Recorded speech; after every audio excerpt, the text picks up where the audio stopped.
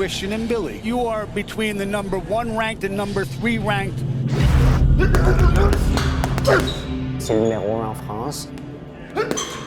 Je pense qu'il est au sommet. Il est possiblement le meilleur. Un gros combat comme ça fait 7 ans que Christian Mbili l'attend. Les meilleures années de Christian commencent à partir de maintenant. Il est bien placé en WBC et en WBA. Et même en IBF, il est 4e ou 5e. Christian, c'est 27 victoires, 23 KO. Faut se rendre compte qu'on n'a pas du tout ça en France. Et à l'étranger, avec un tel bilan, t'es forcément une star. Oh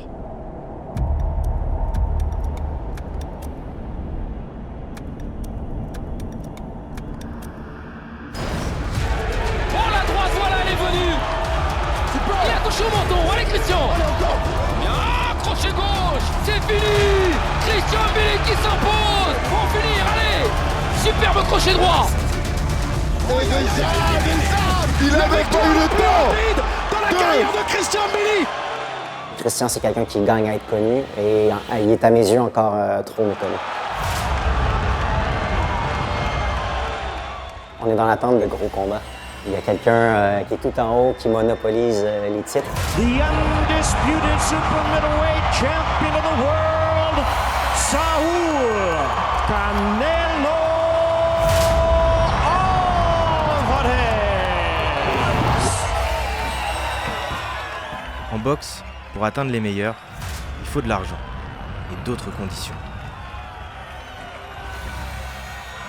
Les Américains regardent beaucoup les Américains. Ça va prendre du temps avant de gagner l'espèce de respect de l'industrie, surtout américaine, je dirais. Il y a beaucoup de politique, il y a beaucoup de choses qui se jouent en arrière-scène. On va forcer les choses et on va forcer ces gens-là à nous affronter. Cette fois, il a un nom. Mbili versus Derevyanchenko is on video as Christian Mbili, the undefeated, top-rated super middleweight contender at 168 pounds, returns on August 17th on ESPN to battle the former 3-time world title challenger, Sergey Derevyanchenko.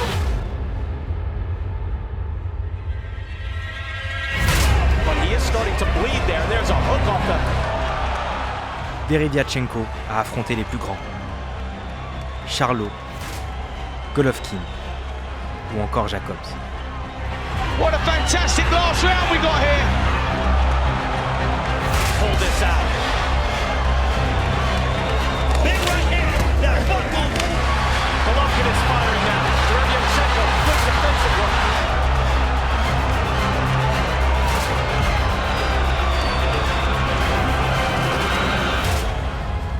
Его время подходит к концу. Я хочу сделать это время концом. C'est vraiment un Ukrainien qui fait partie de la génération de Lomachenko, tout ça, Usyk. C'était un monstre, j'ai pas honte de le dire. Ses seules défaites, c'est face à des champions. Golovkin, Munguia, Charlo. Derevyanchenko n'a jamais perdu avant la limite. On s'est fait proposer 3 ou 4 adversaires par la chaîne de télévision ESPN. Quand Christian a vu les adversaires, il a dit « Moi, c'est Derevyanchenko que je veux ». Là, avec Derevyanchenko, on passe au niveau au-dessus, justement. C'est le test ultime dans la division des super moyens. C'est le gars à battre si vraiment on est sérieux dans notre démarche. Si Christian parvient à être le premier à arrêter avant la limite Derevyanchenko, c'est aussi un message envoyé à toute la catégorie pour dire je suis là et vous ne pouvez pas faire sans moi. Si je gagne Derevyanchenko d'une façon spectaculaire, ça va pulvériser ma carrière à un niveau supérieur. Là.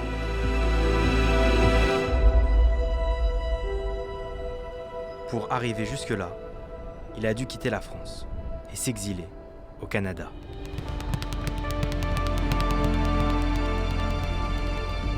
J'étais bien en France. Après les Jeux Olympiques, je voulais m'orienter sur autre chose. Je voulais passer professionnel, je voulais voir autre chose. Je voulais un bon plan de carrière. Je voulais avoir une bonne gestion et c'est ce qu'on m'a proposé à Montréal. Je suis vraiment très content de ma décision et je pense que ça a été la meilleure décision de ma vie. Il y a une petite différence entre la France et le Canada, c'est qu'ici, la boxe, on est quand même assez respecté comme sport. Et il a tranquillement construit sa carrière pour arriver au niveau aujourd'hui mondial et parmi le top 10 de sa catégorie. Et sur cette route-là, il a à peu près déglingué tout le monde. Nicholson is in pure survival mode, although every now and then he lands these little left hooks there. Oh, big left hand by Billy. Oh, les coups de massue de Christian. Ça devient difficile, ça suffit. Eh ouais, on arrête là. Victoire au bout de 2 reprises pour Christian Mbili. Oh, goodness. Body shots. Right hand connected from Mbili back downstairs. And you guys can't see her anymore. My partner over here has her papers up as an umbrella because the sweat and blood is just flying. C'est un abandon, c'est un jet de l'éponge.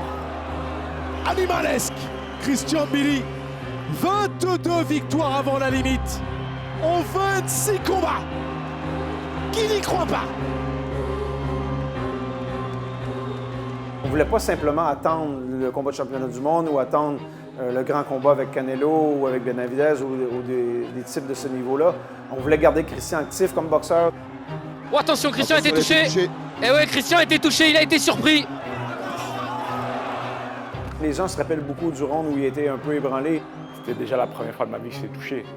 Même en amateur ou en professionnel, j'ai jamais été touché. Il y a une étape entre affronter ce genre d'adversaire et affronter un champion du monde, un gars de la qualité de Canelo ou de Benavidez.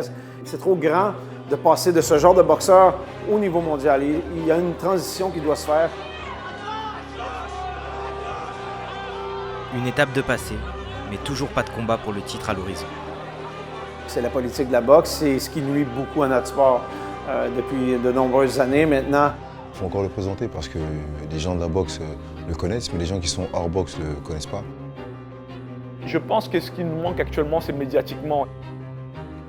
Il est rentré dans la phase où il faut réussir à négocier ce championnat du monde. Économiquement, ce sera compliqué pour lui, c'est pas une star de la boxe, c'est pas un Américain, il n'a pas derrière lui en tout cas l'économie suffisante pour attirer par ça. Malheureusement ou heureusement, je ne sais pas, en boxe, la valeur sportive ne suffit pas. Il faut aussi faire un peu de politique. Et quand on parle de politique, c'est la promotion. Chaque décision de sa vie est faite en mesure de réaliser son rêve. Chaque chose qu'il mange, chaque chose qu'il pense, chaque exercice qu'il fait est toujours en fonction, en direction de ce qu'il veut atteindre comme objectif. Et si c'était le tournant? Les derniers combats de Christian ont attiré l'œil des géants américains. Christian Mbili, the 2016 Olympian, and while the sanctioning bodies never seem to agree, they all agree that you are between the number 1 ranked and number 3 ranked.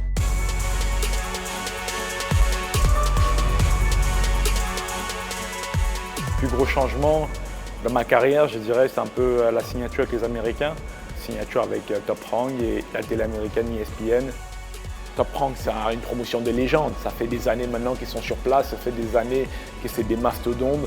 Ils ont fait la promotion avec Mohamed Ali à son époque, Mayweather, tous les gros noms de l'histoire de la boxe.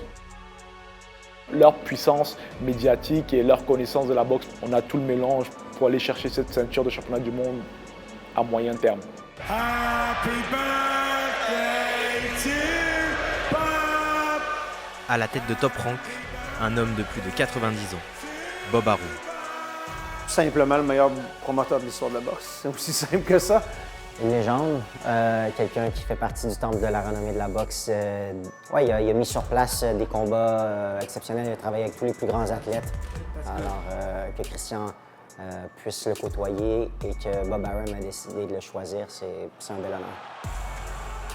C'était le step qui manquait, vous savez, un step où tu as besoin d'une grosse télé américaine pour avoir cette grosse visibilité et ce qui fait en sorte que les fans vont demander des combats. C'est là que les promoteurs et les boxeurs commencent à se regarder et commencent à plus ou moins négocier. Et Christian va les remercier comme il se doit.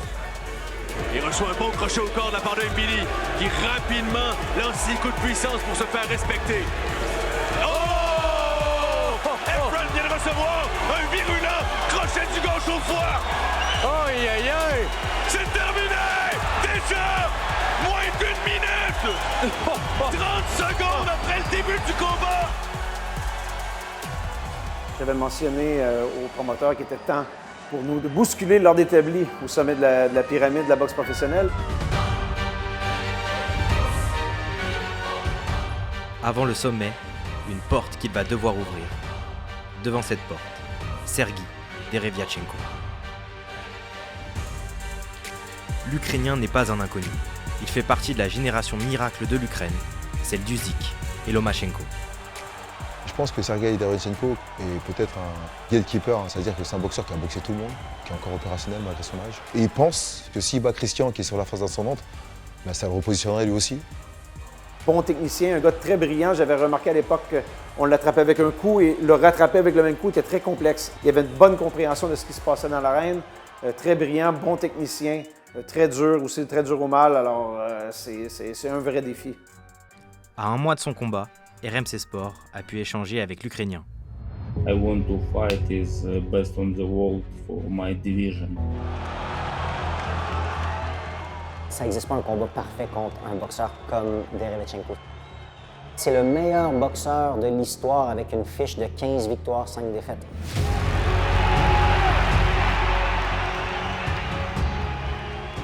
Face à lui, l'arbitre va jusqu'à sauver une des plus grandes légendes de la boxe, Golovkin. Physiquement, il ne fait pas son âge.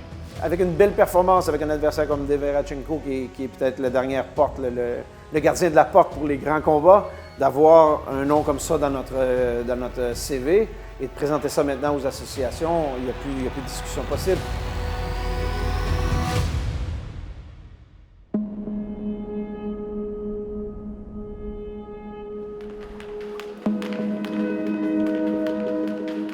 Là, c'est des adversaires minimum top 10, top 5. C'est des gros enjeux, c'est des gros combats. Et chaque combat est décisif. On n'a pas droit à l'erreur. Son surnom est le technicien. C'est un technicien, tout le monde le reconnaît, mais il est beaucoup plus fort physiquement. Christian, c'est un peu le contraire. Les gens le voient comme le bulldozer qui arrache tout. Il est effectivement ça, mais il est plus que ça. Quand c'est le temps de boxer, Christian, un peu à l'image de Beterbiev, il est en mesure de boxer. C'est sûr qu'à un moment, Christian, il va recevoir des coups. C'est sûr qu'il va gagner des rondes. Il va avoir des rondes qu'il va peut-être perdre aussi. Sur du long terme, je ne le vois pas perdre les combats.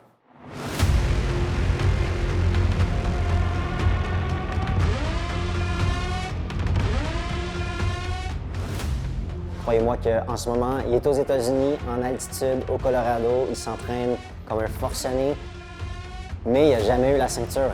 Et là, c'est ce qu'il recherche. Il se rend compte qu'il est plus vers la fin de sa carrière. C'est pas mal une des dernières chances qu'il a de retourner aller chercher un titre. Lui, il y a Christian Emili qui est dans la mire et il est prêt à tirer sur la cible.